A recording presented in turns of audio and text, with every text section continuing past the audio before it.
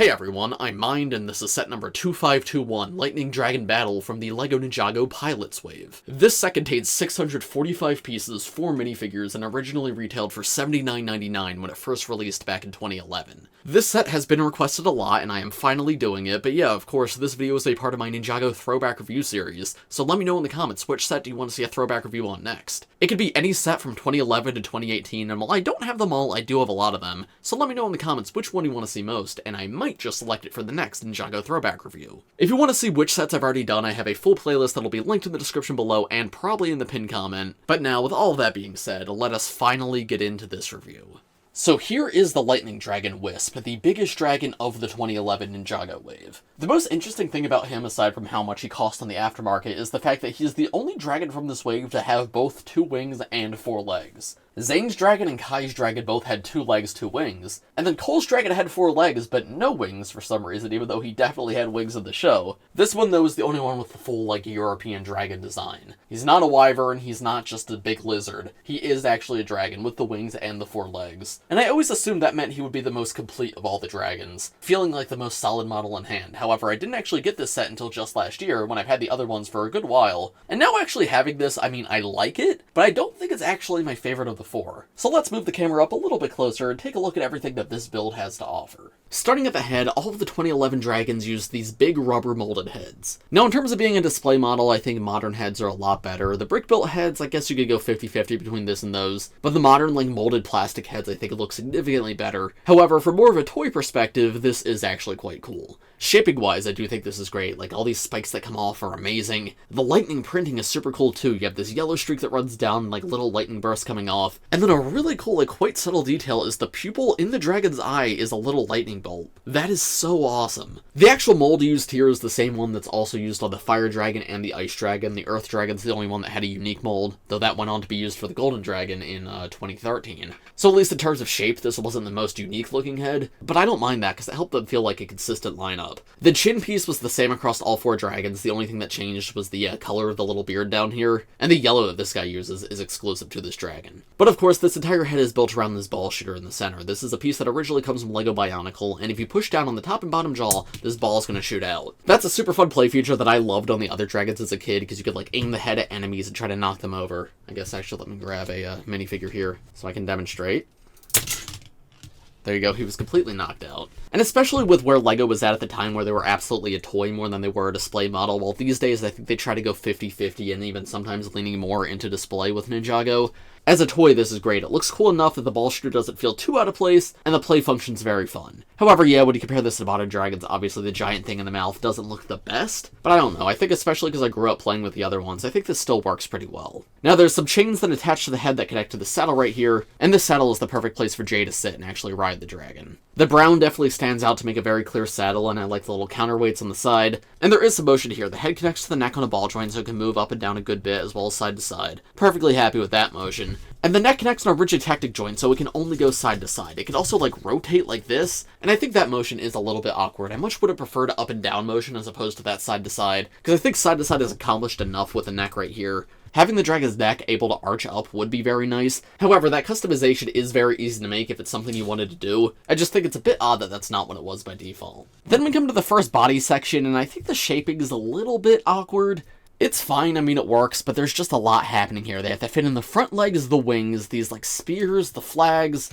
Sorry, there's the flags. And this was also 2011, so they did not have nearly as many texturing pieces as we have today. So with all that in mind, I think they did a fairly good job with the shape, but definitely if you compare it to some other dragons, especially newer ones, it's not the best shaping I've ever seen here. Especially the way the neck comes out of the torso, there's a very big gap here that I would have liked to see covered up a little bit more, but again, it gets more of a pass because it is 2011. Things I do like, the shape of this specific part right here, this sort of trapezoid angle piece, this is used all throughout the build, and it gives it a very unique look. I also love the color choices in the different blues used. Of course, dark blue is the base color, which is neat to see it's dark blue and not the regular blue that Jay wears. It helps his suit contrast against the rest of the dragon. But then we have this lighter blue used to be cheese slopes on the scales as well as on the wings. And then probably my favorite part is these transparent light blue cheese slopes, which I believe are not the modern transparent light blue color. They're a slightly different color that's now retired. So it definitely helps the set feel special that we don't have that color used in any sets anymore. The joints are also gray because I believe they were color locked at this time, at least some of these parts. But they actually incorporated the gray gray as a part of the color scheme, so it doesn't feel like an awkward out-of-place joint. Even though some parts of the dragon might look a little bit mechanical, the colors at the very least fit, so I'm happy to see that. The golden spears too were super neat. I always loved as a kid when sets came with extra weapons as detailing that you could then take off and give to the minifigure. The golden spear was also Jay's first weapon in his original spinner earlier in the year in 2011, so to me at least it always felt like a neat callback to that. Of course, we have like the dragon god banners that all the 2011 dragons have. I believe this is Chinese text because that's what they used before Ninjago was a thing, and I think if you translate it, it's something along the lines of dragon god. These are printed pieces, but they come in every single 2011 dragon set as well as I think a couple others, so cool to get but not unique to this one. However, I do like the golden spikes above that. The shaping on the other two sections of the body I think looks a lot better than the main section, just because it's smaller and it doesn't have to accommodate for as many moving parts, right? There's no neck, there's no legs, there's no wings. This final back section does have legs and a tail, but those don't like intrude as much as the wings and the neck do. So I think these look good. It's the right amount of detail and shaping for a set from 2011.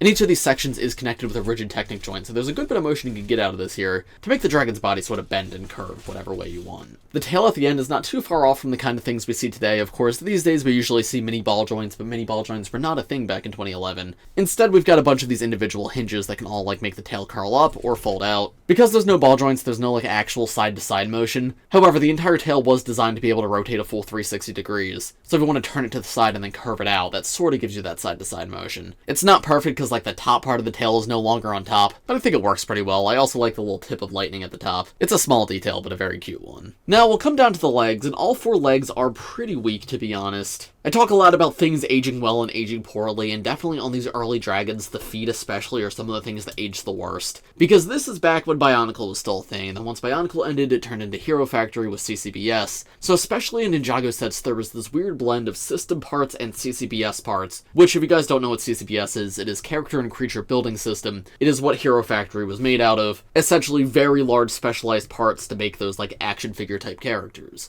And that's where these feet originate from. And I get it, at the time, this was more focused on being a toy than being a model, and these CCBS pieces captured a lot more detail than basic building bricks could, especially at that time. But man, the CCBS feet just feel so out of place with everything else. They're big and detailed and somewhat robotic, and that just does not match the rest of the build in my opinion. And then the legs themselves are super short and super simple as well. Literally only being 3 parts, right? We have this double ball joint, a jumper piece on top, and a cheese slope on top of that. For a dragon this big, I would have liked to see a bit more from the legs.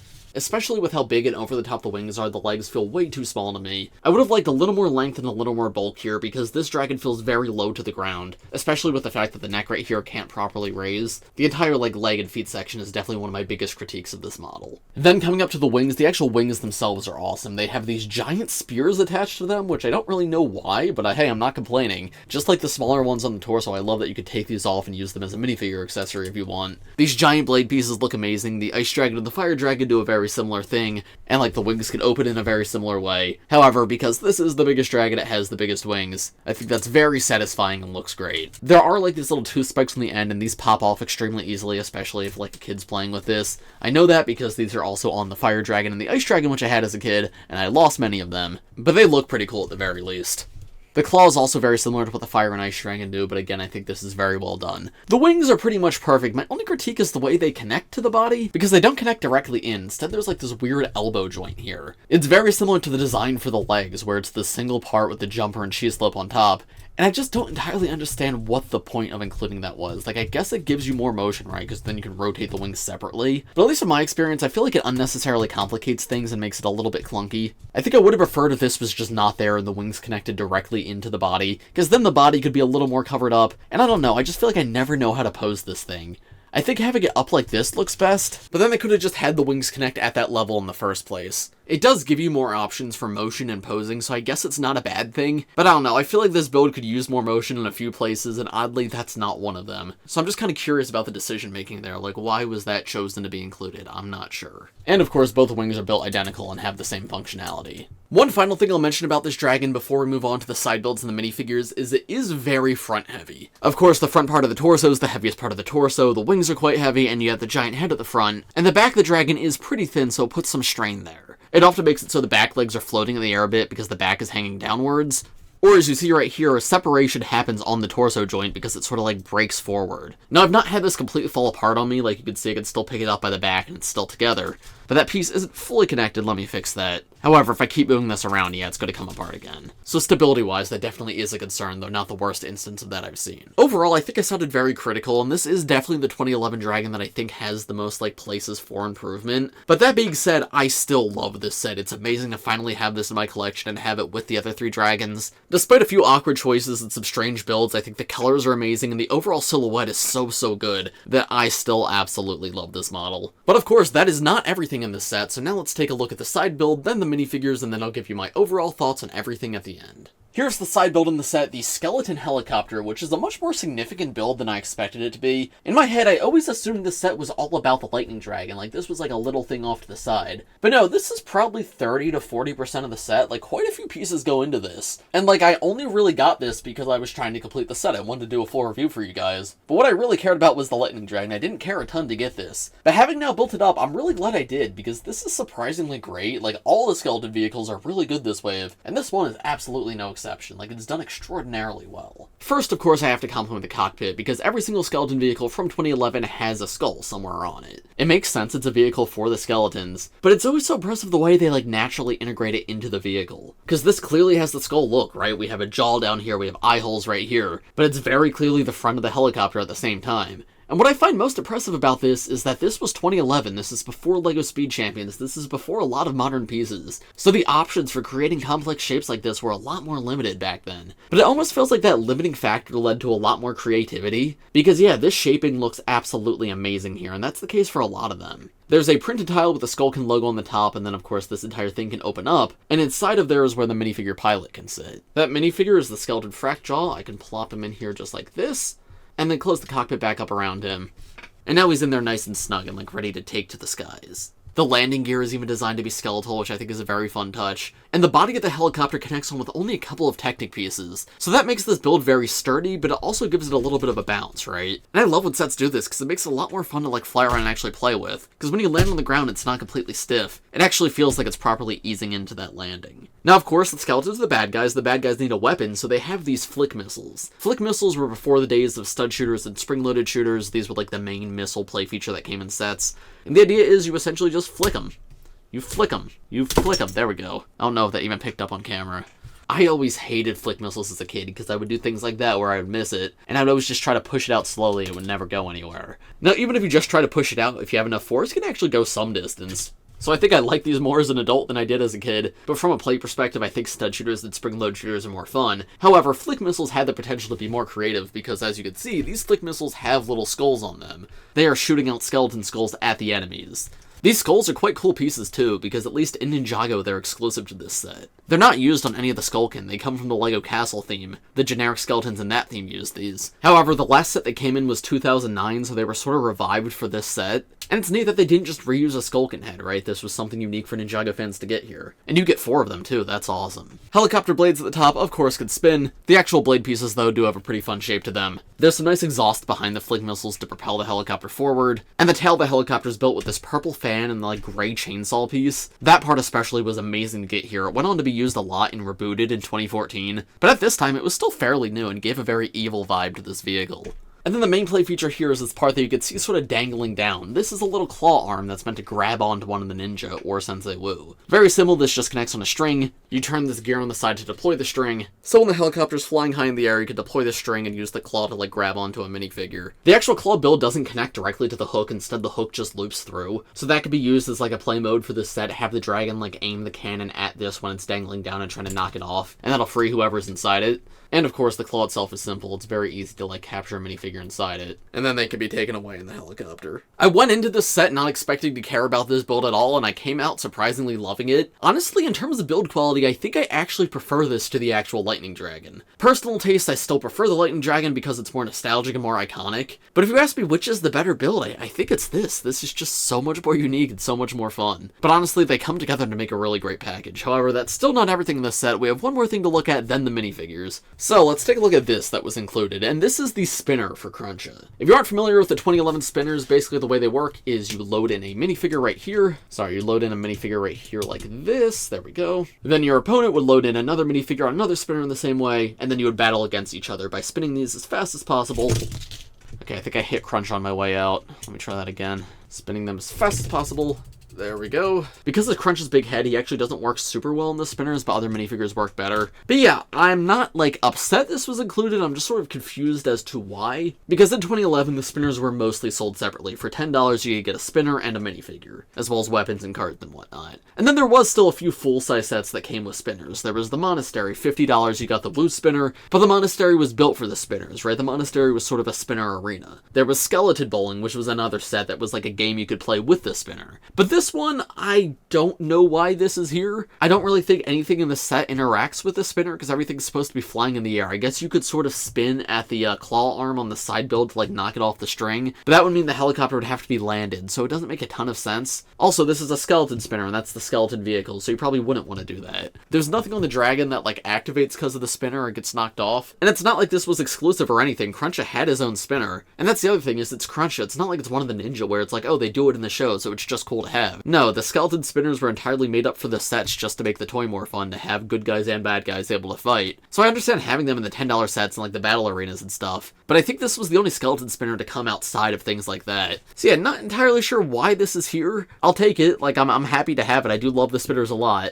but just feels like a very odd inclusion. Here are the first two minifigures that are included in this set. We have JDX and we have Black Kimono Wu. JDX is a surprisingly hard minifigure to find because he's the only ninja suit from 2011 that did not get a spinner. Or more specifically, he does not have a spinner card. Not every ninja got a full spinner set, but they at least had like an alternative to it. I think Kai DX's cards came in like the Mountain Shrine or something. That spinner came in like 2 or 3 sets. And JDX did get a spinner in the Skeleton Bowling set, but for some reason he never had a character card, and I think Skeleton Bowling was a more limited release, because yeah, this guy is surprisingly hard to find. So this is one of 2 sets that this minifigure comes in, this set and Skeleton Bowling. And while all of the DX suits are very samey, and of course 2011 minifigures were not as detailed as they are today, I do really love this minifigure. I mean, I love all the DX suits, but Jay especially, the gold on top of the blue looks phenomenal. And maybe it's just because gold isn't a color that Jay uses a ton. I mean, lots of Ninjago minifigures use gold to some extent, including Jay suits. But gold really has never been like a major color in Jay's color scheme. Like, I guess there's Skybound, he has the armor. Legacy, they retroactively gave him gold armor, but I don't think Legacy Jay with the golden armor looks that good. I'm trying to think, but despite how much like Ninjago uses gold, Jay's managed to dodge quite a bit of it. It's only really been used as like a subtle accent color on him. It's never been a major part of his color scheme aside from suits like this. Because of course the EX he used silver, Master of the Mountain he used silver. So yeah, gold on Jay looks really good. I love the metallic gold on top of the blue. The dragon faces too that all the ZX Ninja had are surprisingly detailed for the time. I mean, it's meant to match the molded head that we just saw on the full dragon, but I really like the tail on the legs too, the way it sort of crackles into lightning. That's a very cool effect. Accessory, of course, he comes with the Nunchucks of Lightning, which is the original build for them, so it's just the golden hilts with the golden chain. And then both of these minifigures actually have back torso printing, which is a little surprising to see, because back torso printing wasn't super common in 2011. But Jay just has his original symbol right here, which I love. The original symbols are still by far my favorite ninja symbols, and then his name just written in English below, because this is before Ninjargon was a thing, so they just wrote it out like that. Classic ninja hood, of course, so it's got the clip at the back, so if you want to attach the nunchucks there when they're not in his hands, you can. It's definitely a little bit awkward because they just sort of dangle there, but I guess it works. And then Black Kimono Wu was, of course, remade in Legacy in 2019, so this is a suit that we've seen a lot, and it's also used on his flashback design in the show. And this is another one where I think it's aged pretty well. JDX is such like an uncommon outfit that it does feel very exciting and new to me still, because I never had one as a kid. While this guy I had a ton of, so he's definitely not like as exciting to me today, but I think that's just because I've had him for forever. That does not make it a bad design at all. Really love this dragon on his back, like that looks awesome. Of course, he's got the beard and hat that he always has. Still using the tan hat instead of the gold, which I much prefer to the gold. And with the hat and beard removed, there's a full look at his face print and his full torso print, a little bit of skin printing at the top right there. There's a nice like gray trim to the robes that comes down to the belt. And we have some gold symbols on the side too, which again, this is pre-Ninjagon, so I think these are actual like Chinese and Japanese symbols, which I still find very funny that Ninjago used to do that. Wu did come in a $10 spinner, so he wasn't like especially exciting to get here, but he definitely was still a nice inclusion. And then here are the other 2 minifigures in the set, the 2 villain minifigures. We have Kruncha and Frakjaw. Kruncha is one of the skeleton generals, which means he has like this custom molded head. Very interesting to see how they did this in 2011, and it definitely was quite impressive for 2011, but I also think it's one of the parts that aged the worst. It's one single molded piece, and it is absolutely huge. I much prefer the scale they did in Legacy for Kruncha's head, even if this one is like slightly more show accurate, at least in terms of shape. And this is before dual molding was a thing too, so that helmet is entirely painted on, which I guess it's impressive to see they painted like that surface so consistently, but it definitely does not look as nice as dual molding does today. It's also very funny to me that clearly Kruncha's personality in the show wasn't fully fleshed out when this minifigure was designed, because he's got this monocle, which I don't think appears in the show, and this very angry expression, and that's not at all how he is. He's a very, like, fun and goofy guy. So I do think the Legacy figures do a better job of capturing that. His armor piece is sick. I always loved this piece as a kid. This much bigger skeleton armor that goes over the shoulders, and he's got that symbol in the center that they all have. And there was 4 different colors of skeletons. We had 4, like, basic ones and 4 generals. And Kruncha was the gray general, even though I believe he was red in the show. So we got gray spikes up here, which match the gray loincloth on the torso. And then the torso piece itself is, of course, just the standard Skulkin torso, and he's got the little boots on his feet, which I do love. Just like Wu, this guy came in a spinner, and he also came in a few other sets, so he wasn't especially difficult to get, so that didn't make him super exciting in the set, but he was a good one.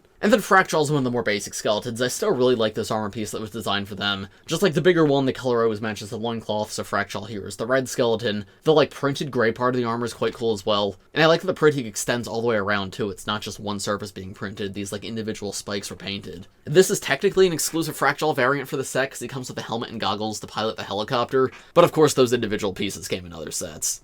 And with the armor and helmet removed, there's a better look at the face print and the full torso, which is of course the same as Kruncha's. The only difference is that loincloth color. Frakjaw is probably the coolest looking of the regular skeletons, while the others are a bit more goofy. Chopov is pretty cool too, but I always like the metal plating on, like, Frakjaw's skull, showing that it is, like, broken there and he's, like, stapled it back together. I think that's awesome. So I think both of these minifigures are pretty fun. I will say only 4 minifigures in an $80 set is pretty lame. I would have liked 1 or 2 more, especially because so many of these are so common. Like, JDX was great to get. He did come in a cheaper set, but that set wasn't, like, the easiest to find. But Wu, Frakjaw, and Kruncha, all super common minifigures, which that's fine. I'm okay with common minifigures coming in sets, but maybe include a few more of them. 1 extra ninja, 1 extra skeleton. I think 6 minifigures would have been great. 4 just seems like it's missing a little bit of something. But now, overall, what are my thoughts of this set? I mean, as I've said, I am so happy to finally have this set in my collection. I think this was easily my most wanted Ninjago set for a very long time, because all the ones I really wanted as a kid, I got. But this is one that I missed out on, and as I've been going back and buying the older Ninjago sets, this one was very expensive and hard to find. I ended up getting a pretty good deal on it, getting it like half complete and then parting out the rest. So it's super satisfying to finally have, and there is a lot of things I like about this set. The color scheme, amazing. I think the color scheme is incredibly well done. The Lightning Dragon has a great silhouette and a lot of really fun features to it, and the Skeleton Helicopter is a surprisingly substantial build and very well done build. But I will say, from a reviewer's perspective and less of like a nostalgia perspective, this set's far from perfect. I think it is one of the weaker dragons of the 2011 wave. It has some stability issues that I think they were trying to jam pack a little too much in here. I think having 4 legs and the wings left things a little bit awkward in this build because the legs are short, the wings are too front heavy, and there's even things like the price was pretty high for 2011 and the minifigure count was surprisingly low. So would I recommend that you guys pick up this set? Honestly, probably not, just because of how expensive it is on the aftermarket. If it was still $80 like it was when it came out, I'd say, yeah, it's worth picking up. It's not like the best thing ever, but it's still really fun. But this thing's gone up even since I bought it a year ago. I think it's like 500 something sealed right now and 400 something used. There are much better sets you could get for that price. So unless you really love J and you want every J set, or you really love the pilots, you want to complete the Pilots Wave, if you're just going back and buying older Ninjago sets that you think are cool, I think there's probably better options out there for you than this one, even though there is a lot of things I love about this set. So overall, I'd say it's a very fun, very nostalgic, but still somewhat flawed set. Of course, though, those are just my thoughts. Let me know what you guys think of this set in the comments below. If you enjoyed this video, make sure to leave a like on it, subscribe to my channel if you're new, and as I mentioned at the beginning of this video, let me know in the comments which Ninjago set do you want to see a throwback review on next. But as for this video, I think that's about all I have to say, so thanks for watching everybody, I hope you all enjoyed, and I will see you in the next one. Bye!